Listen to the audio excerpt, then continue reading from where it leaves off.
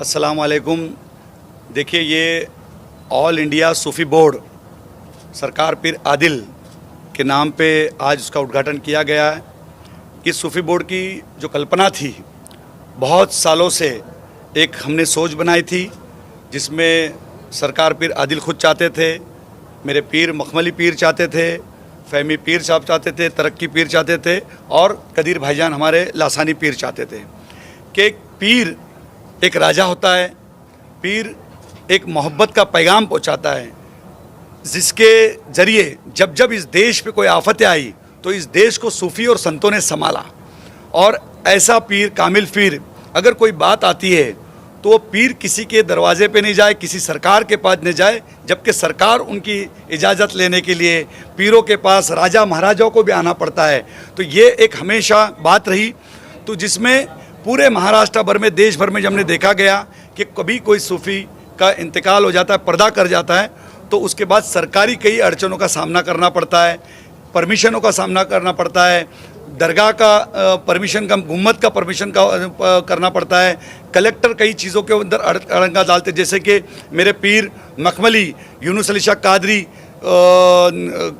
खपोली शरीफ में पिछले कुछ साल पहले खुद देवेंद्र फडणवीस जी ने उनकी दरगाह को धार्मिक स्थल का दर्जा दिया। ये अपने आप में एक बड़ी बात रही।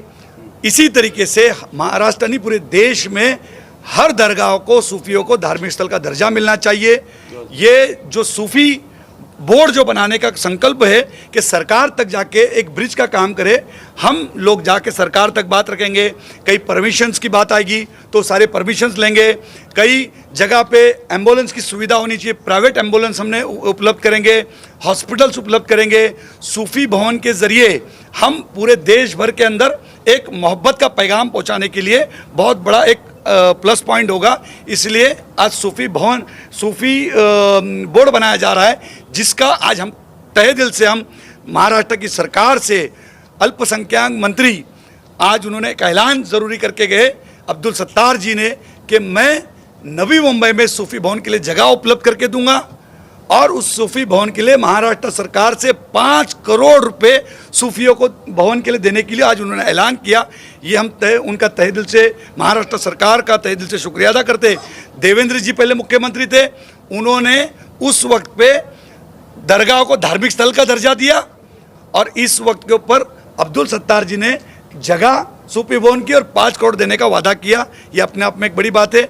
ये सूफी भवन जो होगा, जिसके जरिए हम पूरे हिंदुस्तान के जितने सूफ़ी है उनको इकट्ठा जमा करने में, एक जगह लाने में, उनको आने जाने की, कोई पूरे हिंदुस्तान से अगर जब मुंबई शहर में कोई भी सूफ़ी आएगा, कोई भी सिलसिले का होने दो, कादरिया, चिश्तिया, नक्शबंदिया, हर सिलसिले के सूफ़ियों के लिए वो सूफ़ी भवन खुला रहेगा। ये सूफ़ी बोर्ड हर एक सूफ़ियों के लिए, हर सिलसिले के लिए एक करामात चीज़ ज़ाहिर होगी। आज हमारे साथ में फ़हमी पीर साहब बैठे हुए, कदीरुल्लाह शाह कादरी बैठे हुए, आज लासानी पीर साहब के बेटे, उनका भी डिक्लेरेशन किया जाएगा। इतने सारे पीर के सामने एक बोर्ड बना। अब बोर्ड का उद्घाटन और उसकी बोर्ड की सदारत यानी हाजी अराफात शेख को अध्यक्ष बनाया जा रहा है। ये मेरे लिए ज़िंदगी में बायस फ़ख्र की बात है कि इतने सारे सूफियों की जिम्मेदारी आज एक सूफी बोर्ड के ज़रिए दी जा रही है। मैं अल्लाह से दुआ करूँगा, इन सूफियों से खुद दुआ करने के लिए कहूँगा कि अल्लाह मुझे उस काबिल बना, जो जिम्मेदारी इन्होंने दी उसको निभाने वाला मुझे बना दे। और मैं केंद्र सरकार से, राज्य सरकार की जितनी योजना है वो सारी योजना मैं सूफी बोर्ड के माध्यम से हर दरगाहों तक के पहुँचाने में अल्लाह मुझे कामयाबी दे। हर दरगाह तो होती है, तो जैसे अब्दुल सत्तार जी ने कहा कि जो पर्यटक आते हैं, दरगाहों पे मानने वाले आते हैं, हिंदू, मुसलमान, सिख, ईसाई, जो कोई भी उस पीर को चाहने वाला, मानने वाला जो आएगा, तो उनकी ज़रूरत का भी ख्याल रखना बहुत ज़रूरी होता है। औरतें होती है, लेडी टॉयलेट होना चाहिए, जेंट्स टॉयलेट होना चाहिए, बैठने का इंतज़ाम होना चाहिए, खाने का इंतज़ाम होना चाहिए। कव्वालियाँ होती है तो कव्वालियों के लिए उसने वो प्रमाइसेस में जगह होनी चाहिए, आराम का रूम होना चाहिए। वो सारी चीज़ों का इंतज़ाम सूफी बोर्ड के ज़रिए हर चीज़ सरकार से लेने की जिम्मेदारी सूफी बोर्ड की रहेगी।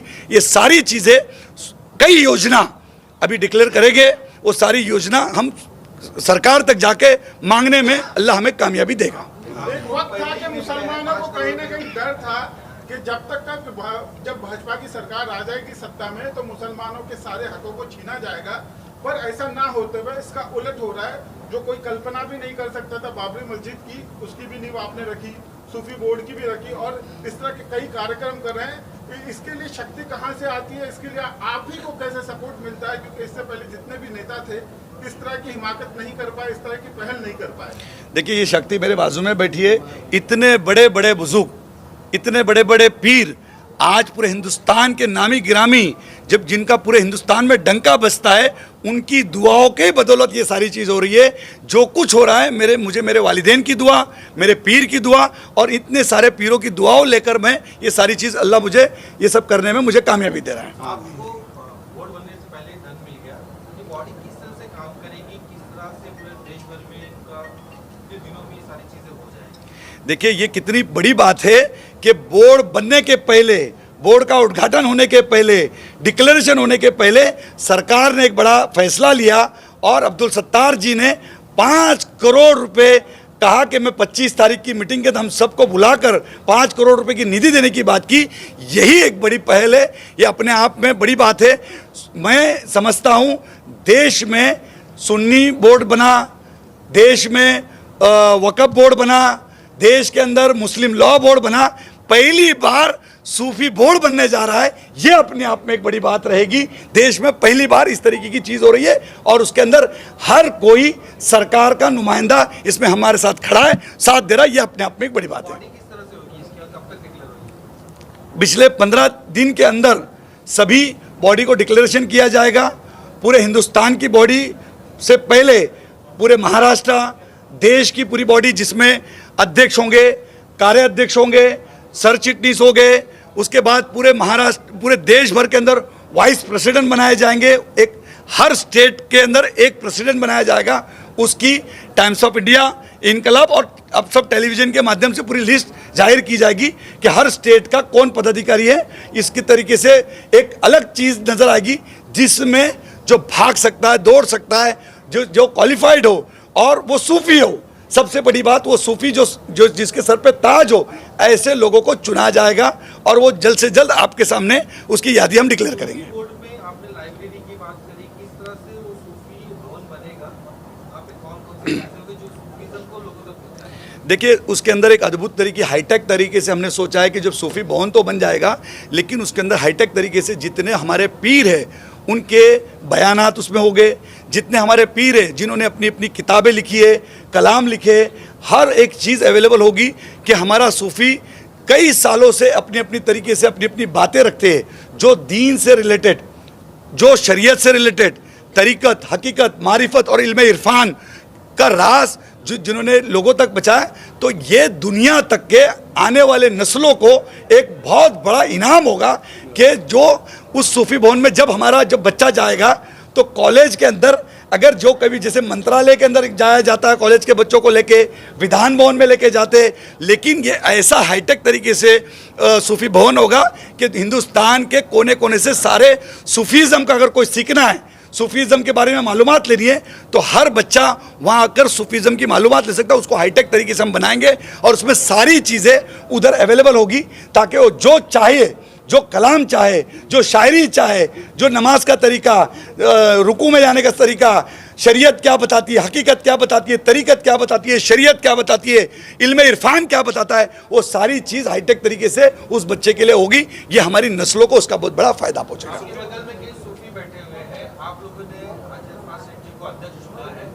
आप लोगों ने कौन-कौन सी जो जिम्मेदारियां आपको लगता है ये पूरी तरीके से पूरी कर लेंगे? आप कुछ बोल रहे हैं। मैं कुछ बातें बोलना चाहता हूँ आप लोगों के सामने। अध्यक्ष के रूप में कैसे देखते हैं आप लोगों ने अपने प्रेसिडेंट बनाया, देखो, सदर बनाया? हमारे जो है पीर भाई, गुरु भाई, हमारे मखमली हजरत हमारे से सीनियर हैं, तो इनके वालिद मोहतरम को भी उनसे खिलाफत की और हमारे पीर सरकार पीर आदिल बीजापुर रहमतुल्लाह अलैह तो अक़ीदत लेकर के यहाँ तक आई और उन्होंने कुछ बातें रखी, क्योंकि हम लोग तो अपने आप में मगन रहने वाले हैं, क्योंकि हमारा अंदाज़ ऐसा है, लगन मेरी चलन मेरा ज़माने से निराला है, बज़ाहिर में तो अंधेरा है मगर दिल में उजाला है।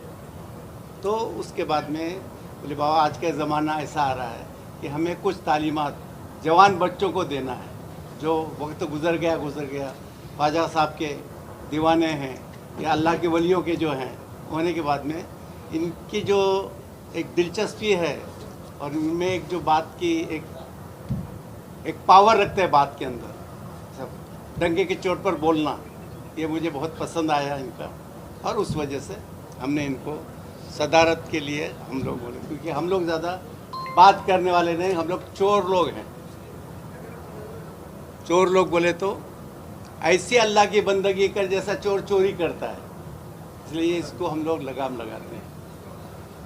ज़्यादा बोलेंगे उतनी पकड़ होगी जितना बोलेंगे, लेकिन इन लोगों के पास इनके पास पे दोनों चीज़ें हैं, सियासत भी है और दीन भी है और मारिफत भी, बल्कि 3 चीज़ें हैं इनके पास। तो चलता है हमारा विकेट, हमारी दुआएं हैं इनके साथ में शामिल, इसी वजह से इनको हम सदारत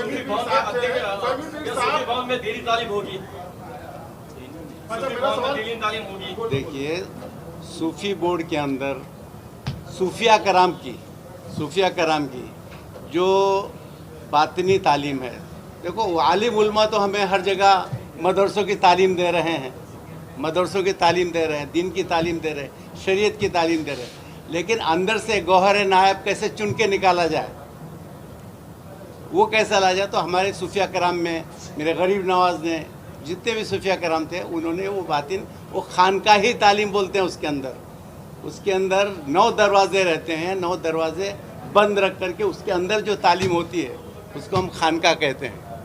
सूफी साहब, आजकल जो है देश में बहुत ज़्यादा बहस हो रही है, आपको भी उस बारे में पता होगा, इसराइल और हमास को लेके जो फिलिस्तीन के और इस समय इसराइल के बीच में युद्ध चल रहा है। हमास ने 6 तारीख को एक कत्लेआम किया था इसराइल में, जिसके जवाब में उनका कहना है कि गाजा के ऊपर बमबारी कर रहे हैं। आप इस पूरे घटनाक्रम को किस तरीके से देखते हैं, क्योंकि देश इस समय 2 हिस्सों में बढ़ता हुआ दिख रहा है, अपनी अपनी विचारधाराएं हैं, सरकार के ऊपर भी जो है कई सारे सवाल उठाए जा रहे हैं कि सरकार ने इजराइल का साथ क्यों दिया, क्योंकि सरकार की तरफ से पहले कहा गया था कि वो आतंकवाद के किसी भी तरीके की हरकत का मजम्मत करते हैं, इस वजह से उन्होंने वो स्टैंड लिया था। आप क्या कहेंगे सर? देखो, ये सवाल जो है आप लोगों ने किया, बहुत बेहतर है, आपका सवाल करना बिल्कुल वाजबी है उसके अंदर, लेकिन हमारा अपना ईमान, मैं अपनी बात करता हूँ सूफ़ी के हिसाब से, वैसे तो है दुनिया में अहले कमाल भी, चलती नहीं किसी की भी कुदरत के सामने। वो कायनात का मालिक और खालिक है। वो मसला ऐसा है, चोर से कहता है चोरी कर, साहूकार से बोलता है जागते रहो, उसके अंदर हम कुछ कलाम नहीं कर सकते। हम ये बोलते हैं मौला हम तमाम को सद्बुद्धि दे, और हम जो जुल्म कर रहा है उसके हक में भी दुआ करेंगे, अल्लाह इसको जुल्म से बचा ले मौला, जुल्म करने से बचा ले मौला, और जो जुल्म सह रहा है उसको हम कहेंगे अल्लाह इसको सब्र जमील अता फरमा मौला, आमीन, उसको सब्र जमील अता फरमा मौला। तो जब तक ये भाईचारा नहीं चलेगा, तो जब तक तो ये झमेले रहते हैं और चलते हैं, ज़माने से चलते रहे, खून खराबा होता रहा है, इसके बारे में हम ज़्यादा कुछ बोल नहीं सकेंगे। बस इतने इशारा अगर समझ में है तो इशारा उस बात को समझ लो, चलती नहीं किसी की कुदरत के सामने। हाजी भाई, आपसे जानना चाहेंगे, क्योंकि देश जैसा कि मैंने कहा एक बहुत बड़े मसले में फंस गया है, न सिर्फ देश पूरी दुनिया फंस गई है, और ये जो विवाद है वो काफी ज्यादा बढ़ता हुआ चला जा रहा है। कई सारे मुल्क इसके अंदर अब आते चले जा रहे हैं, दुनिया देश के साथ साथ बढ़ते हुए दिखाई दे रही है। आप इसको किस तरीके से देखते हैं, क्योंकि सवाल के घेरे में आप प्रधानमंत्री खुद आ चुके हैं देश में, क्या कहें? नहीं, ऐसा नहीं है कि जिस तरीके से वहाँ हो रहा है तो कहीं पे भी सारी चीज़ें होना नहीं चाहिए, किसी भी मुल्क में ऐसी आफतें नहीं आनी चाहिए। और हम अल्लाह से दुआ करते हैं। सूफी बोर्ड के अंदर अभी इसके लिए ख़ास तौर पर दुआ होगी, और दुआ होने के बाद ख़ास तौर पर अल्लाह उस आफ़तों को जो चल रही है, अल्लाह उस आफ़तों को टाले। ख़ास तौर पर ये ख़ास इसके लिए सरकार गरीब नवाज़ के वहाँ एक पैगाम पहुँचाया जाएगा। और हम समझते हिंदुस्तान के राजा सरकार गरीब नवाज़, हम हिंदुस्तान के प्राइम मिनिस्टर उनको मानते हैं, पूरा देश मानता है कि हिंदुस्तान के प्राइम मिनिस्टर सरकार गरीब नवाज़ जिनका डंका बजता है, एक राजा होता है, एक राजाओं का राजा होता है। हम उनके वहाँ सरकार गरीब नवाज़ में अर्जी डालेंगे कि अल्लाह उनको इस आफ़तों से बचा के रख। अल्लाह ऐसी आफ़त किसी भी देश में ना है, और हमारे देश में तो ना है, ये ख़ास तौर पर अल्लाह से हम दुआ करेंगे।